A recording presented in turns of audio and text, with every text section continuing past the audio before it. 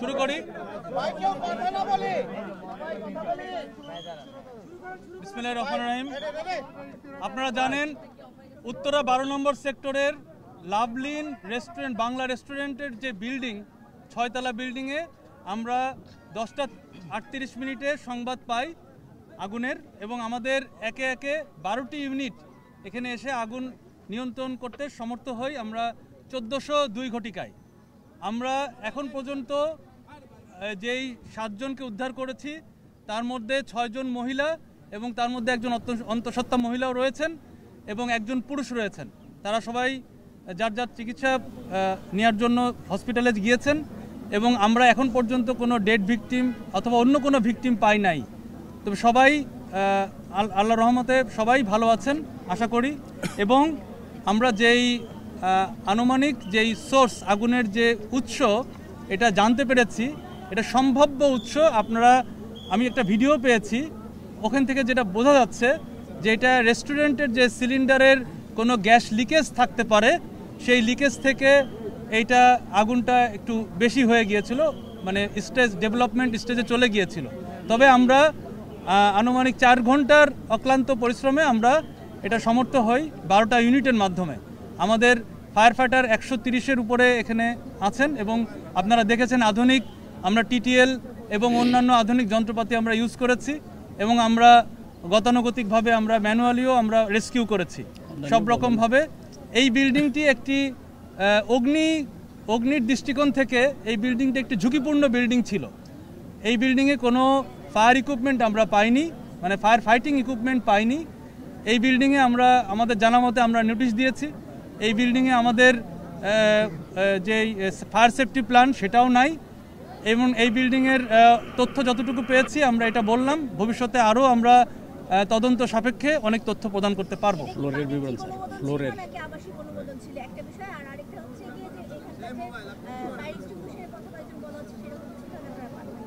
এটার আসলে কোনো অনুমোদনই নাই। এখন এটা কি অনুমোদন ছিল এটা দেখতে হবে। আর এবং এখানে আমরা কোনো ফায়ার ইকুইপমেন্ট, যেটা ফায়ার ফাইটিং ইকুইপমেন্ট বলি আমরা, এরকম কোনো এক্সটিংগুইশার অথবা অন্য কোনো কিছুই আমরা পাইনি। ফ্লোরে কি ছিল স্যার? Petroleum product. এখানে আসলে প্রথমত আগুনটা বললাম যে ডেভেলপমেন্ট স্টেজে চলে যায় প্রথম দিকে আমরা যখন এসে পাই, কারণ এটা গ্যাসের লিকেজ থেকে যেহেতু হয়েছে, সুতরাং নিচের ফ্লোরগুলোতে গ্যাসের উপস্থিতি ছিল এবং এখানে অনেক পেট্রোলিয়াম দ্রব্যাদি ছিল। এখানে আপনারা জানেন যে এই বিভিন্ন ফ্লোরে বিভিন্ন টাইপের প্রতিষ্ঠান ছিল, যেমন জিম ছিল, রেস্টুরেন্ট তো ছিলই প্রথম 2 তলা, তারপরে আপনার জিম দেখেছি আমরা, পার্লার ছিল এবং উপরের দিকে আরও আরেকটা জিম দেখেছি, মানে সব মিলিয়ে, এবং উপরে লোক বসবাস ছিল। এই বিল্ডিংটি 6 তলা টিন শেড করা, এরকম দেখেছি।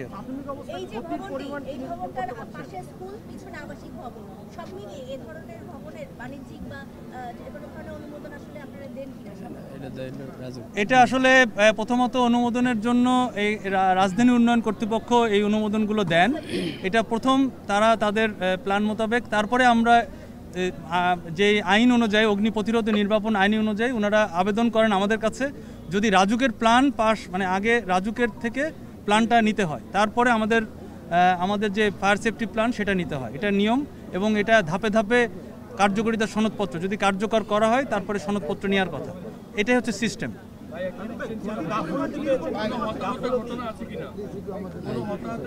কোনো হতাহতের ঘটনা এখন পর্যন্ত আমরা জানা নেই, পাইও নাই। আমরা শুধু 7 জনকে উদ্ধার করেছি, কেউ নিহত হন নাই। ক্ষতির পরিমাণ কি হতে পারে এরকম কোনো ধারণা? এটা আসলে তদন্ত সাপেক্ষ। গাফিলতি দেখছেন কিনা কারো?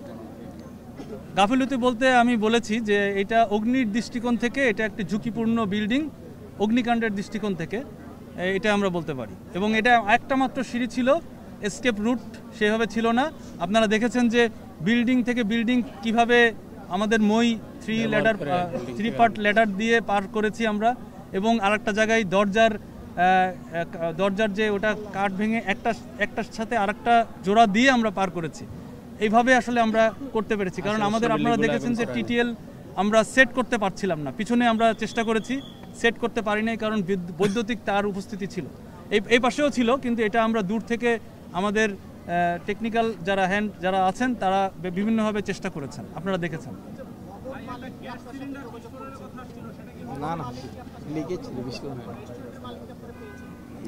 জি না, আমরা এই দুর্ঘটনায় এখন পর্যন্ত রেস্টুরেন্টের মালিক অথবা ভবন মালিককে পাই নাই। 12টা ইউনিট কাজ করেছে। দেখলাম যে আমরা একজন পুলিশ সদস্য তিনি এই ভবন থেকে যেটি আপনি বললেন যে সিলিন্ডারকে সম্ভাব্য উৎস বলা হচ্ছে, সেই সিলিন্ডার নিয়ে পালিয়ে যাওয়ার চেষ্টা করেছিল একজন। তাকে এখানে এলাকাবাসী এবং পুলিশ সদস্যরা কয়েকজন ছিলেন, তারা 3 সিলিন্ডার সহ তাকে আটক করেছে। এই সিলিন্ডারগুলো কি সেই সিলিন্ডার? এটা আমরা বলতে পারবো না, এটা পুলিশের কাছ থেকে আপনারা জিজ্ঞেস করে নেবেন, কারণ আমরা আসলে অগ্নি নির্বাপন এবং মানুষের রেস্কিউ নিয়ে বেশি কাজ করছি। আনুমানিক 4 ঘন্টা লেগেছে। আরেকটা বিষয় হচ্ছে এখানে তারা বলছেন তারা একটা ছবিও পেয়েছেন, দেখেন এখানে এটা হচ্ছে সিএনজি গ্যাসের। এখানে তারা বলছেন যে এই রেস্টুরেন্টে সিএনজি গ্যাস ব্যবহার করা হচ্ছিল, এলপিজি গ্যাস ব্যবহার করা হচ্ছিল না। এটা কি মানে এই ধরনের কোনো গ্যাস ব্যবহারের আলামত আপনারা এখানে পেয়েছেন কি? আমি বলেছি যে আমরা একটা ভিডিও দেখতে পেলাম এবং এটা আমরা আমাদের গাড়িও যখন এসেছে ফার্স্টে ওই ভিডিওর সাথে মিলে যায়, তবে আমরা সম্ভাব্য ধারণা বলেছি, আরও আমাদেরকে তদন্ত করে দেখতে হবে, তারপরে আমরা বলতে পারবো অ্যাকচুয়ালি কি ঘটেছিল। মানে এলপিজি গ্যাসের পরিবর্তে যদি সিএনজি গ্যাস ব্যবহার করা হয়, মানে অনুমতি আছে কি এই ধরনের রেস্টুরেন্টগুলোতে বলবেন, আর ব্যবহার করলে কি ধরনের যদি একটা আপনারা জানেন যে এলএনজি গ্যাস থেকে সিলিন্ডার গ্যাস যেগুলো আছে সেটা ঝুঁকিপূর্ণ বেশি, কারণ এটা অল্পতেই চারিদিকে ছড়িয়ে পড়ে। এবং আমি বলেছি যে আমাদের আমরা এসে দেখেছি আগুনটা নিচের তালা এবং দোতলা পর্যন্ত আপনার আগুনটা ছড়িয়ে গিয়েছে, সুতরাং এই জন্য আমাদের একটু বেগ পেতে হয়েছে আগুনটা কন্ট্রোলে আনতে।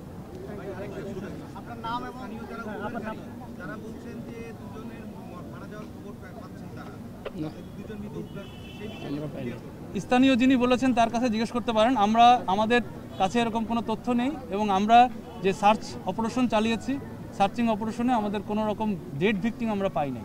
আপনার নামটা কি? আর আরেকটা বিষয় হচ্ছে যে এই যে ভবন মালিক, এই ভবন মালিকের তথ্য এবং আপনারা তো প্রতিনিয়তই বিভিন্ন ভবনে বিভিন্ন ইয়েগুলোতে আপনারা ভিজিট করেন, ঠিক আছে, যাতে ফায়ার সেফটি আছে কিনা। তো এই ভবনে কেন এই ফায়ার সেফটিটা নাই, এটা কি আপনারা ভিজিট করেছেন কিনা এর আগে?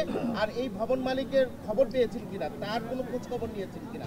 আমরা জানতে পেরেছি যে এটা একটা আওয়ামী লীগের একজন নেতার ভাগিনার এমপি সাহেবের বিল্ডিং। আসলে এই তথ্যটা সত্যি কিনা আমাদেরকে আপনি পরবর্তী যেটা বললেন এই তথ্য আমি জানি না, কারণ আমি ভবন মালিককে অবশ্যই খুঁজেছি, এখন পর্যন্ত পাই নাই। আর এখানে আমাদের যে পরিদর্শক যারা থাকেন তাদের কার্যক্রমই হচ্ছে আপনার নোটিশ প্রদান করা, তাদেরকে বিভিন্ন বিষয়ে বোঝানো, অগ্নির দৃষ্টিকোণ থেকে, অগ্নি নিরাপত্তার দৃষ্টিকোণ থেকে তাদেরকে বোঝানো, এটাই তাদের দায়িত্ব এবং তারা সেই দায়িত্ব পালন করেছে এবং আমরা তদন্ত সাপেক্ষে বাদবাকি তথ্যগুলো প্রদান করতে পারবো। অনেক ধন্যবাদ। আমি লেফটেন্যান্ট কর্নেল তাজুল ইসলাম চৌধুরী, আমি ডাইরেক্টর অপারেশন ফায়ার সার্ভিস এবং সিভিল ডিফেন্স। আলাদা আসেন।